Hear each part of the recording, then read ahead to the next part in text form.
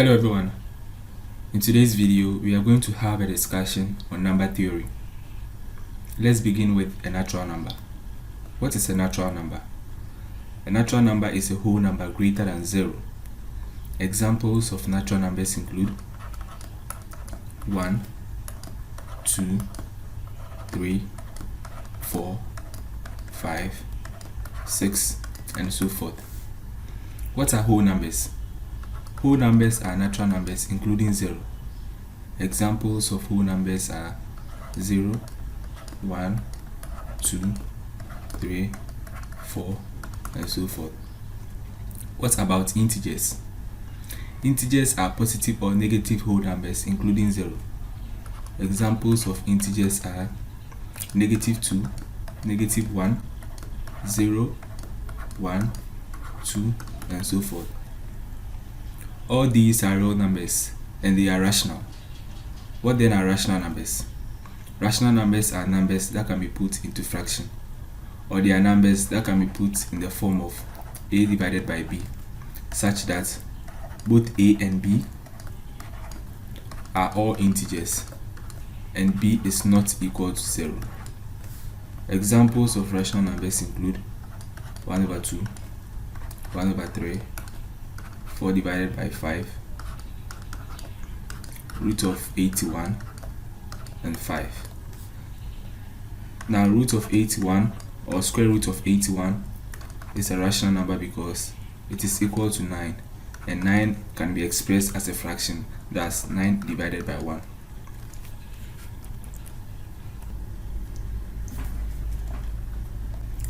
Aside from rational numbers, there are some form of numbers that cannot be put into fraction. They are called irrational numbers. Examples of irrational numbers include square root of 3, square root of 5, square root of 7, and so forth. Now, square root of 3 is equal to 1.7320508008,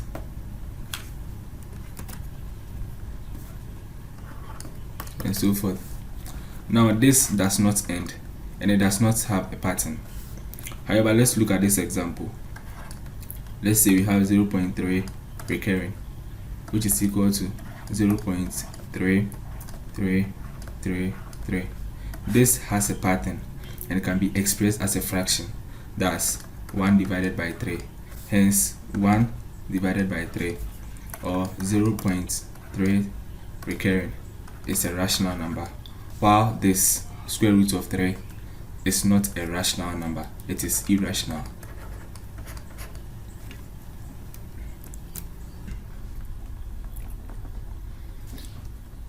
Now let's talk about sets. What is a set? A set is a collection of objects typically grouped within braces where each object is called an element. So let's say set A has elements 0, 1, 2, 3, 4, and 5. And set B has elements 0, 1, 2. Now, set B is called a subset of A because set B consists of elements that are found in set A. Now, a subset is basically any set that consists of elements of a bigger set. In summary, we spoke about whole numbers with examples 0, 1, 2, 3, and so forth. We spoke about natural numbers with examples 1, 2, 3, 4. We spoke about integers with examples negative 2, negative 1, 0, 1, and so forth. We spoke about rational numbers 1 over 4, 1 over 2, square root of 81. And then we also spoke about irrational numbers, square root of 3, square root of 5. All these are subsets of real numbers. Now let's talk about imaginary numbers. But first, what is a complex number? A complex number is a number that can be put in the form a plus ib, where a is the real part and ib is the imaginary part. However, we are interested in the imaginary part. An example of an imaginary number is 2i, and then I is equal to the square root of -1. So let's say we want to represent square root of -4 in the complex form, that is in the form a plus ib. Now, square root of -4 is equal to square root of -1 multiplied by 4, which is also equal to square root of -1 multiplied by 2 squared. Now we can expand this to have square root of -1 multiplied by square root of 2 squared. Now we know that I is equal to square root of -1. So we have I here multiplied by 2, because the square cancels the square root. So our final answer is 2i, which means that root of -4 is equal to 2i. Now, in this form, we have a to be equal to 0 and then b to be equal to 2. So 0 plus 2i is equal to 2i. Let's take another example. Let's say we want to represent square root of -9 in the complex form. Now, square root of -9 is equal to square root of -1 multiplied by 9, which is equal to square root of -1 multiplied by 3 squared. Now we can expand this to have square root of -1 multiplied by square root of 3 squared. Now, root of -1 or square root of -1 is equal to I. So we have that multiplied by 3, because the squared cancels the square root. So our final answer is 3i. That is square root of -9 is equal to 3i. Now what you need to know is that whenever you have the square root of a negative number, then it's going to give you an imaginary number. And whenever you have the cube root of a negative number, then it's going to give you a real number. Whenever there is an even number here, then we are going to get an imaginary number. And when there is an odd number here, we are going to get a real number. All these happen if there is a negative sign here. Don't forget that whenever you do not see any number here, it means 2. So now let's practice some basic rules in mathematics. Let's start with addition.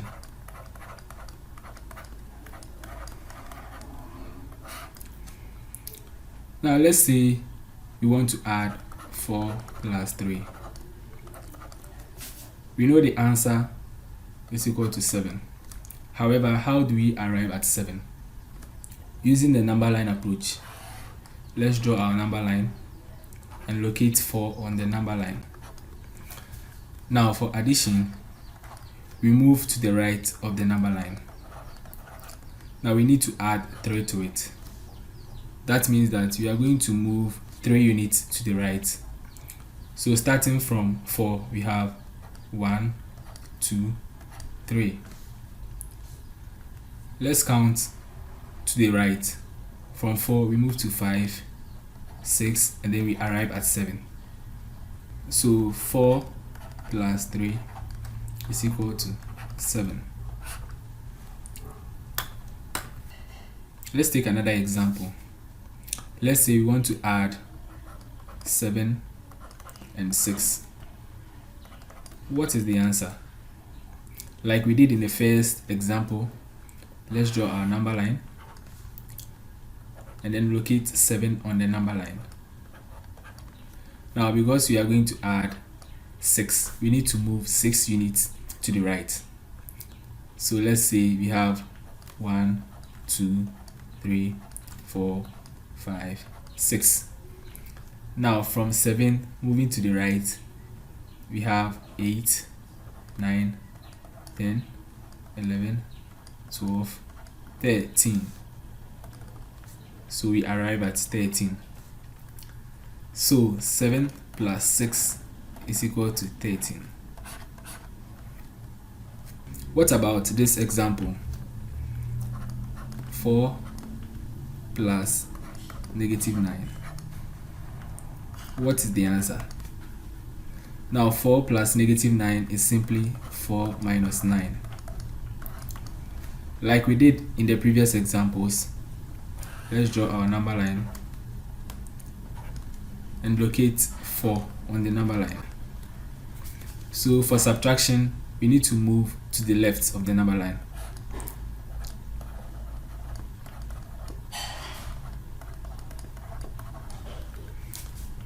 So moving to the left, 1, 2, 3, 4, 5, 6, 7, 8, 9.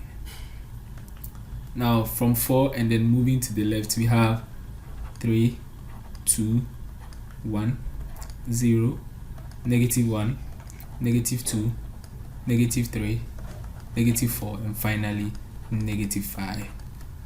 So 4 minus 9 is equal to negative 5. Let's say we have negative 2 minus 3. What is the answer to that? Now we need to locate negative 2 on the number line and subtract 3. Now this is negative 2, and for subtraction we need to move to the left. We are going to subtract 3, so we need to move 3 units to the left. That's 1, 2, 3. Now from negative 2 moving to the left, we have negative 3, negative 4, and negative 5. So negative 2 minus 3 is equal to negative 5. Then again, let's say we have negative 5 minus negative 2. What would the answer be? Now, whenever we have two negative numbers close to each other, they turn out to be a positive number. So negative 5 minus negative 2 is equal to negative 5 plus 2. Now you can pause the video to see whether you'll be able to generate the right answer. Like we did in the previous examples, let's draw our number line and locate negative 5 on the number line. Now we need to add 2. That means that we are going to move to the right by 2 units, or we are going to move 2 units to the right. So that's 1, 2. Now from negative 5 to the right, we go to negative 4 and then negative 3. So negative 5 plus 2 is equal to negative 3. Now, if you're able to do this over and over, it will get to a point in time where you do not need to use this approach. You'll be able to do it mentally from your head. Now let's talk about adding and subtracting bigger numbers.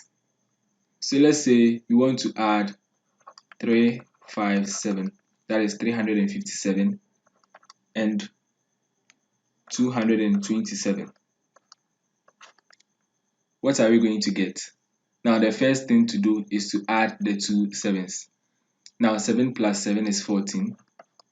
So we write 4 and then we carry on 1. Now 5 plus 2 is 7 plus 1, 8. So we write 8 here. And then 3 plus 2 is equal to 5.